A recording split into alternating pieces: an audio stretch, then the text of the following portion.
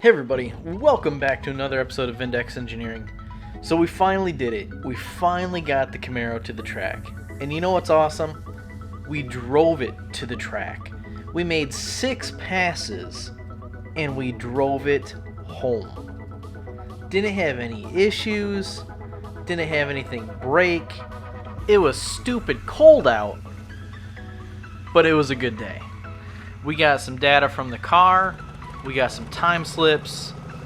So this video is going to be updating you on what the car did, where we still have to make improvements, and give you some footage while we're at the track. I hope you guys enjoy.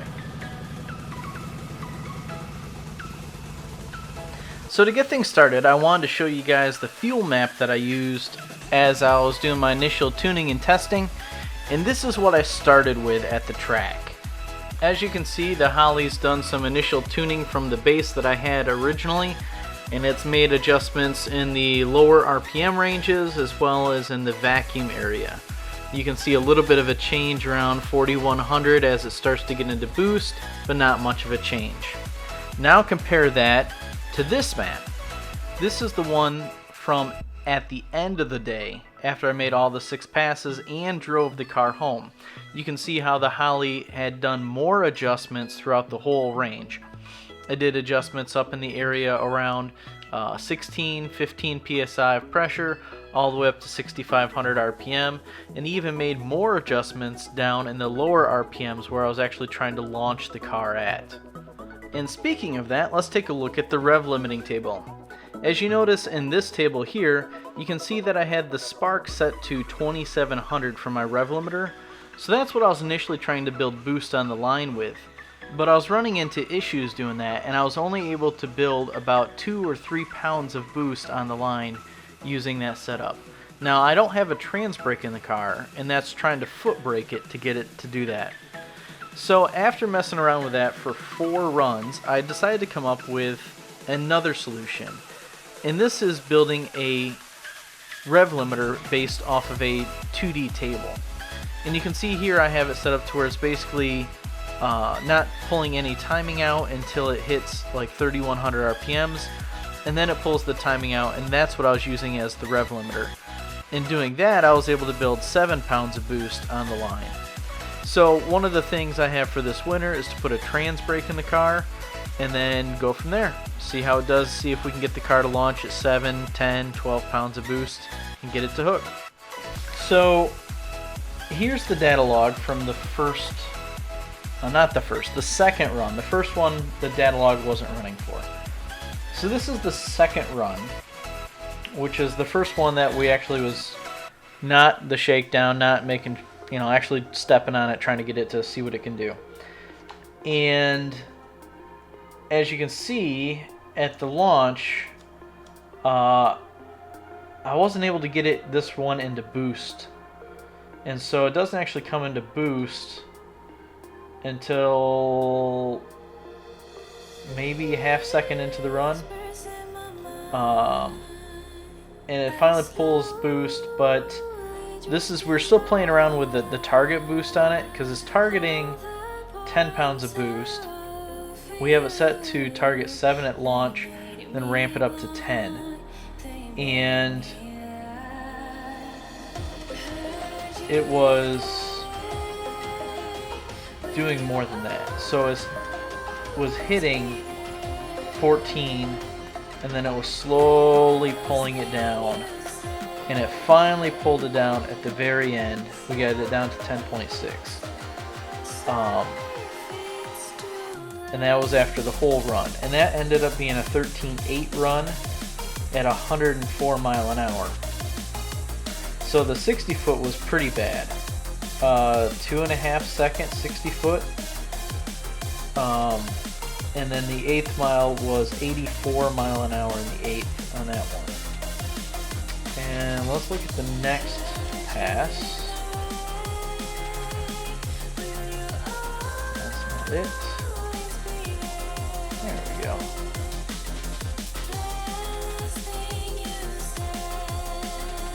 And you can see this one's on the 2-step. The 2-step is right around 2800 RPM.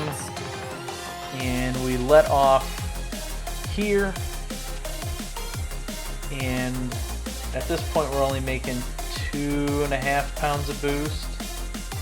And same thing, this one spikes to 14.6 and then slowly comes back down to 10.5 by the end of the run.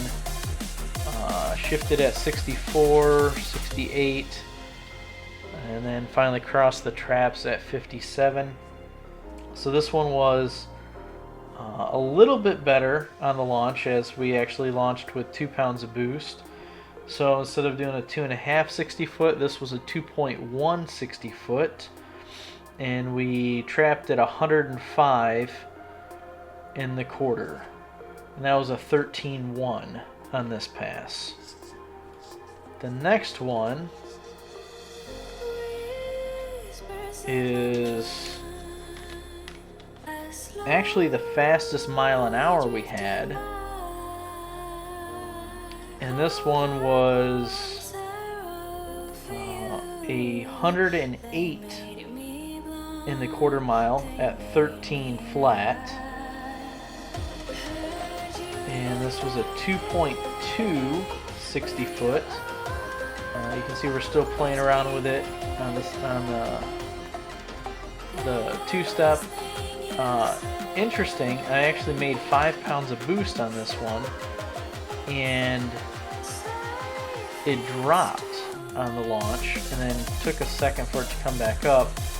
And same thing, this one we were targeting higher boost, we were targeting 15, and it hit 17.5.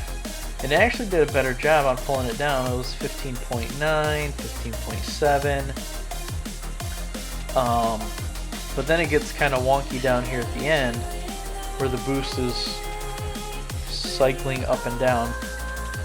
So I got to figure out what that's about. I'm assuming that has something to do with the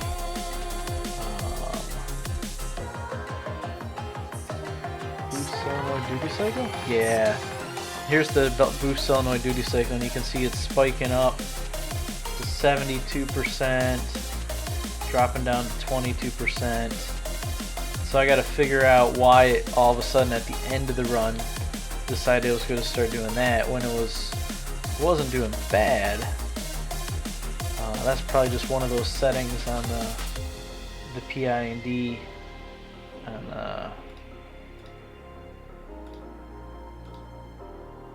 right here. I was messing around with those settings, trying to figure out what was going on. And so yeah, this one was a 13.0 at 108.6 mile an hour. So let's look at the next one.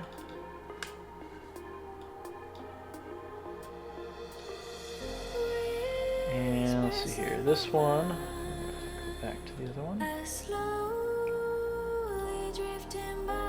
This was one of the ones where I was using the new 2D table for building boost, and it actually did pretty good. I was targeting 7 and was doing 3.5, and the boost curve followed the RPM curve a lot better on this one. And again, the duty cycle on this one's all over the place. I'll pull it up on here.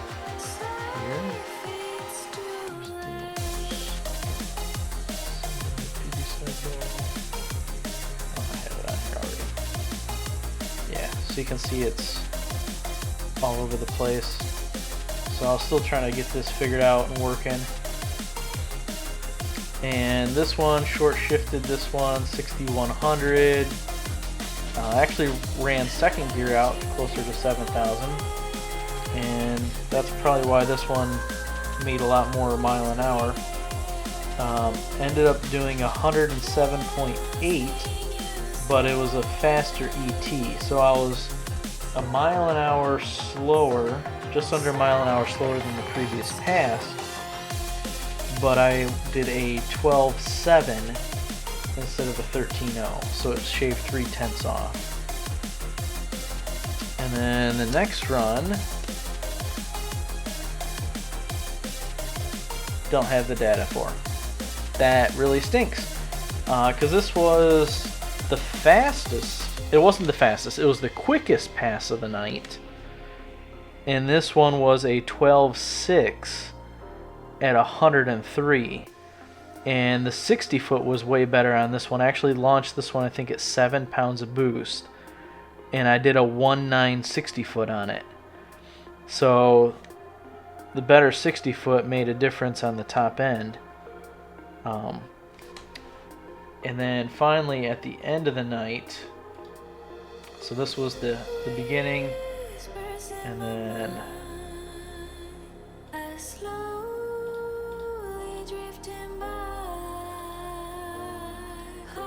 this was the final fuel at the end of the night after I drove home. You can see it made all these adjustments up here in the 8 psi to 15 psi range. I should have been running the engine up a little bit higher. I should have been shifting up closer to 7,000, or if not into 7,000. But I just didn't want to blow it up the first time out at the track too. So got a decent amount of good data from it. I did also adjust the spark table on it too. I noticed when I was cruising, I was a little bit higher vacuum than what I was expecting, so I bumped the spark advance up for cruising. And basically 2,500 RPM is where the car cruises at about 45 to 50 mile an hour. And then 3,500 to 3,700 is where it cruises at 70. So I just put the higher timing through this whole range here. That way if I'm cruising down the expressway, you know, it's running pretty good. And the car did amazing on gas. I was expecting to go through half the tank driving to the track. And so I filled up here in town, drove 30 minutes to the track, and I didn't even use a quarter of a tank. And I had brought all this E85 that I was going to mix in, and couldn't. I had to make the first 2 passes on pump gas before I could even run the fuel down enough to add E85 to it. And then finally that thinned it down to where it was running, let's see what the last data log says. Flex fuel, so it was running E40, 41%, 40. Yeah, so it's jumping between 40 and 41% on the ethanol content. So I was hoping to get it a little bit higher than that, but I honestly wasn't expecting it to get as good a gas mileage as what it did. So I guess I can't complain too bad. Basically figured it up. It was probably somewhere around 13 miles a gallon is what I was getting. So compared to the previous engine, which was 2, I'll take it. So now, the video clip you guys have been waiting for. Here it is, actually going down the track.